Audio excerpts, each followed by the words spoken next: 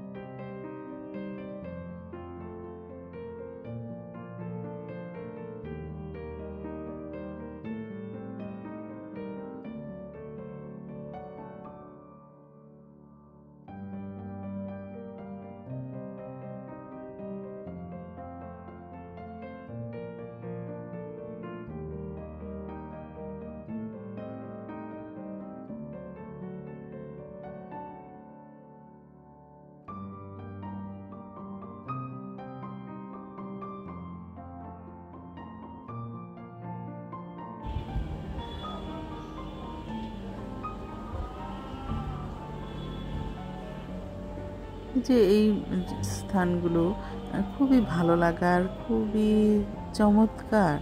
তো যে কারো এখানে ভালো লাগবে, শুধু যে যারা প্রকৃতি প্রেমী তাদেরই ভালো লাগবে তা নয়, অন্যান্য সকলেরই এই জায়গাগুলো ভালো লাগে।